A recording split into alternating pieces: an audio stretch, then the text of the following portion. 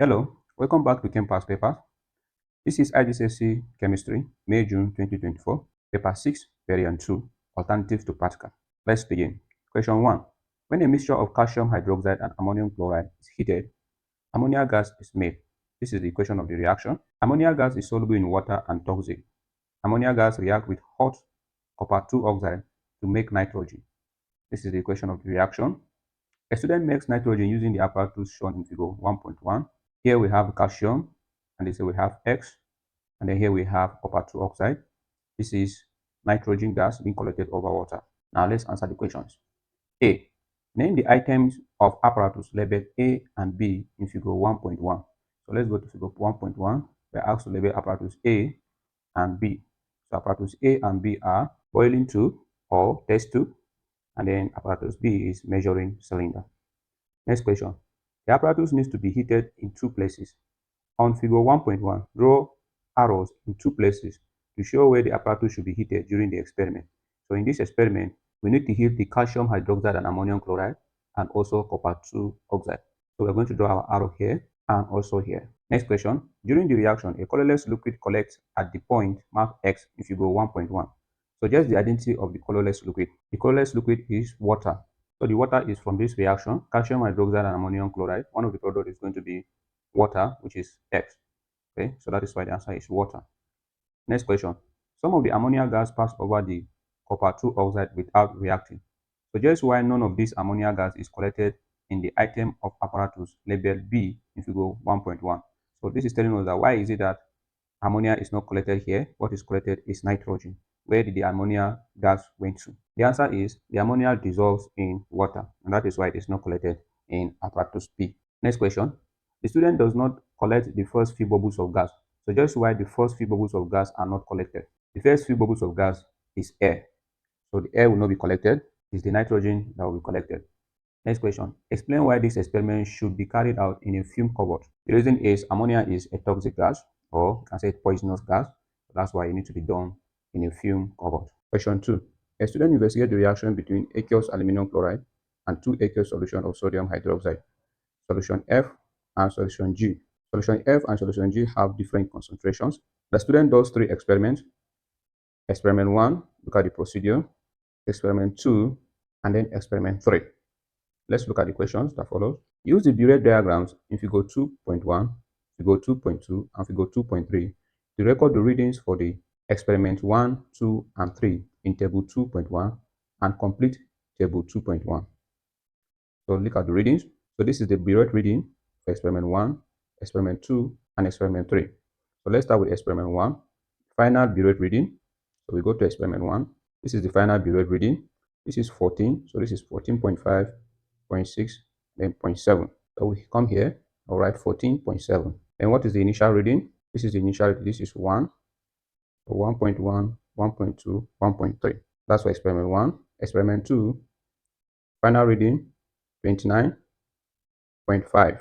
Initial reading, this is 2, 2.5, 2.6, 2.7. Experiment 3, final reading, 28. We are going to write 28.0 since all of them are in one decimal place to make it uniform. And next, initial reading, this is 0, 0.1, 0.2, 0.3, 0.4. So next is volume of aqueous ammonium chloride added. So to get the volume of aqueous ammonium chloride added, we subtract the initials from the final. So for experiment 1, 14.7 minus 1.3 is going to give us 13.4, 29.5 minus 2.7, 26.8, 28.0 minus 0.4, 27.6. So this is our complete table, the readings. Next question. In experiment 3, the aqueous sodium hydroxide in the conical flask is alkaline. At the end point, the mixture in the flask is no longer alkaline. Set the color change seen at the end point in experiment 3. So we go to experiment 3. Under experiment 3, we check the indicator that was used. The indicator that was used is thermophthalate. So we are supposed to write the color change for thermophthalate. So the color change is going to be from blue to colorless. Thermophthalate is blue in alkaline solution, and then at the end point, it becomes colorless. Next question. State why the conical flask is swelled as solution F is added in experiment 1. So the answer is simple: to mix the reactant. That is why we swell the conical flask as solution F is added in experiment 1. Next question, suggest why the conical flask is placed on a black or dark color paper in experiment 1 and 2. Since precipitate is going to be formed, dark paper will make it easier for you to see the precipitate or the cloudiness that is formed. That is why dark paper is used. Next question, explain why the measuring cylinder is rinsed between experiment 1 and experiment 2. The answer is to remove solution F. That is why it was rinsed. Next question, explain why the measuring cylinder does not need rinsing between experiment 2 and experiment 3. The answer is because same solution G was used. Between experiment 2 and 3, we use the same solution, and so there is no need of rinsing. Next question, compare the concentration of solution F used in experiment 1 with the concentration of solution G used in experiment 2. Explain your answer. The answer is solution G is more concentrated because more volume of aluminum chloride was needed. You can confirm the answer by checking your table. Look at the table, look at experiment 1, look at the volume of aqueous aluminum chloride that was added, 13.4, or look at experiment 2, 26.8, almost as twice. In fact, it is as twice as much, because 13.4 times 2 is going to give us 26.8. So we needed as twice as much aluminum chloride. This means that solution G is more concentrated than solution F. Next question, calculate the volume of aqueous aluminum chloride when experiment 1 is carried out with 10 cm cube of aqueous sodium hydroxide instead of 25 cm cube. In order to solve this, we come to the table again. So here we have at 25 cm cube, the volume of aqueous aluminum chloride that was added was 13. Now the question is asking us, what if you use 10 cm cube? What volume of aqueous aluminum chloride will be added? So it's simple mathematics. What you're going to do is say 25 cm cube required 13.4 volume of aluminum chloride. So 10 cm cube will require X. So you cross multiply our X, which is the volume of aqueous aluminum chloride that will be needed if 10 cm cube is used, will be equal to 10 multiplied by 13.5 divided by 25. So 10 multiplied by 13.4 divided by 25 is going to give us 5.4 centimeter cube. So this is the volume that will be required if 10 centimeter cube was used. So therefore, our answer here is going to be 5.4 centimeter cube. Next question. In all three experiments, it is more accurate to measure the volume of the aqueous sodium hydroxide using a volumetric pipette instead of a measuring cylinder. Explain why it is not possible to use a volumetric pipette to measure the volume of aqueous aluminum chloride in these experiments. The answer is the volume needed is not fixed, it varies. Volumetric pipette can only measure a fixed volume.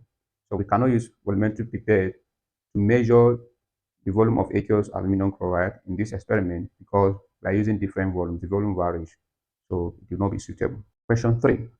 In this question, you need to read the question, understand the question, and then remember to use the qualitative analysis table at the end of this question to be able to arrive at your answer. Question 3. A student tests two substances, solid H and solid I. Test on solid H. Solid H is barium carbonate. So this is one of the clues that is given to you. So you need to take note of that. Complete the expected observations. 1.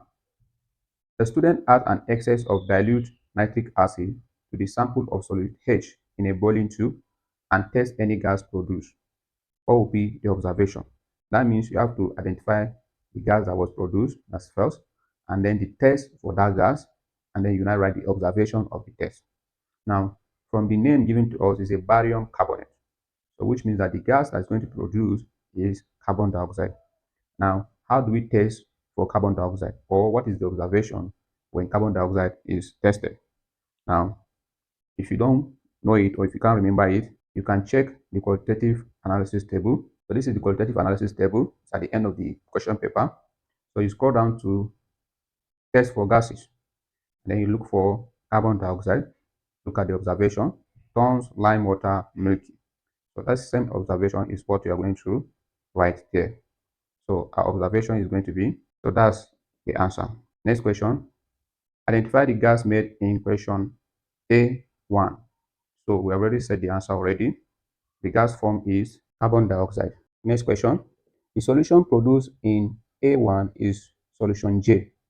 The student divides solution J into 4 approximately equal portions. The student carries out a flame test on the first portion of solution J. What will be the observation? So since flame test is mentioned, That means we are looking for metal ion, okay? Because flame test is used to test for the presence of metal ions. And from what we have here, we are told that H is a barium carbonate.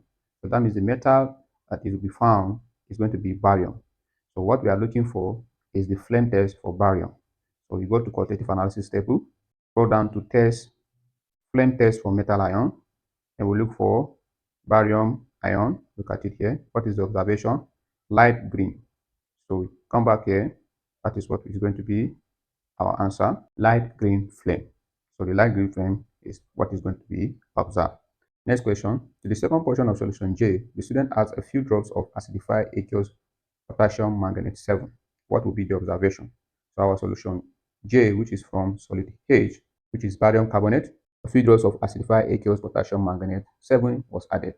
So observation. So since acidified potassium manganate 7 is added, what we are going to observe is purple color because aqueous potassium manganate 7 is purple in color. Next question. To the third portion of solution J, the student adds a few drops of dilute sulfuric acid. What will be the observation? So in order to answer this, we check the qualitative analysis table. So we are going to look at the test for sulfate ion because in the question we are told that dilute sulfuric acid was added, which is H2SO4. So let's look at sulfate ion. This is sulfate ion. Look at it. What will be the observation? White precipitate. So therefore, the observation here is going to be white precipitate. Next question. To the fourth portion of solution J, the student adds about 1 centimeter depth of dilute nitric acid, followed by a few drops of aqueous barium nitrate. What is the observation? So if you check the test for anion, you could see that that is the same test for sulfate ion. And already from the previous question, we already got the observation of white precipitate. So that means this time around, there will be no change. So that will be the answer. Next question. Test on solution I.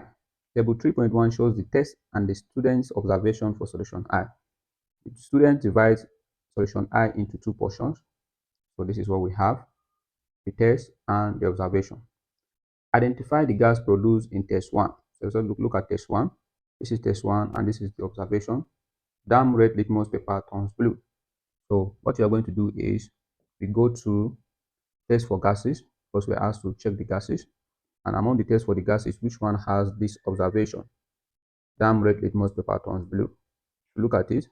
Ammonia has the same observation. Damn red litmus paper turns blue. So therefore, the gas in test 1 is ammonia. Next question. State what is observed when the gas produced in test 1 is tested using damn blue litmus paper. So the answer is straightforward. There will be no change because it changes damn red litmus paper to blue.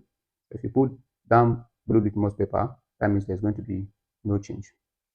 Identify solution I. So how do we identify solution I? We already know that there is ammonia in solution I. So we need to get the anion so that we can name the solution. So how do we get the anion? We use test 2 to get that. Look at test 2. To the second portion of solution I in a boiling tube, add 1 centimeter cube of dilute nitric acid followed by a few drops of aqueous silver nitrate. A white precipitate form. So we go to the qualitative analysis table and we check which anion has the same test and observation. That will be our anion. So go to the anions. And if you look at it, chloride ion has the same test and test result as if with dilute nitric acid and then add aqueous silver nitrate, white precipitate. So that means our anion is chloride, then our cation is going to be ammonium. Look at it, ammonia produced on warming. So therefore, putting the two together, solution I is ammonium chloride. Question 4. Bismuth is a metal that has a reactivity similar to that of copper. The O bismuth contains the compound bismuth 3 oxide, which is Bi2O3. Bismuth 3 oxide is insoluble in water and reacts with dilute acid to form an aqueous solution of a salt. The O bismuth contains no other compounds that are insoluble in water and no other compounds that react with acid to form aqueous solution. Describe how you could obtain a sample of bismuth metal starting with a large lump of ore bismuth. You have access to common laboratory apparatus and chemicals. So here we are told that you have an ore that contains bismuth 3 oxide and that bismuth 3 oxide is insoluble in water and reacts with dilute acid to form aqueous solution of a salt. So you are given the bismuth, which contains no other compound that are insoluble in water. That means any other compound that is there is soluble in water, and no other compounds that react with acid except for the bismuth 3 oxide. So the bismuth 3 oxide is the compound that is insoluble in water and is the compound that reacts with acid. So you are asked to describe how you could obtain a sample of bismuth metal starting with a large lump of the ore. So you are given the ore, which is bismuth. How will you get sample of bismuth metal from that? You are provided with common laboratory apparatus and chemicals.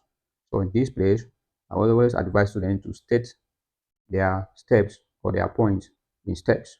Do not write just in blocks and paragraphs. Itemize your steps so that it will be neat and clear. You don't need to mention the apparatus that you're going to use because the question already stated that apparatus needed has been provided. So let's go into that. What is the first thing you are going to do? So the steps that you follow to do this are very simple. So the first thing you do is to crush the ore in order to increase the surface area because you want the reaction to be fast. So you crush it. The large surface area increases the rate of reaction. Then you add water and stir and then filter. This is to remove any other substance that is not bismuth 3 oxide because here we are told that bismuth 3 oxide is insoluble in water. So by step 2, after filtering, what will be left is bismuth 3 oxide as the residue. That residue, you take it and add acid, and here we are told that react with dilute acid to form aqueous solution of a salt. So we add acid to dissolve the bismuth 3 oxide. From here, you can choose any method that you want to follow because from step 4, you can either extract the bismuth metal by reduction, or you can use electrolysis, or you can use displacement. Anyone will be accepted. So from step 4, here I chose reduction by carbon. So we add carbon, and then we heat. After heating, bismuth will be formed. Or if you like, you can do electrolysis. You take the solution. That's after step 3. The step 4 is going to be electrolyze the solution, use inert electrode, and bismuth will be formed at the cathode. That also is accepted. Or method 3 can use displacement reaction. So after step 3, step 4 is going to be add more reactive metal like zinc, iron, magnesium, aluminium. So those reactive metal will displace this bismuth, and then you will collect your bismuth metal, or bismuth metal will be formed. So either of the three methods is accepted and you're going to get your full marks.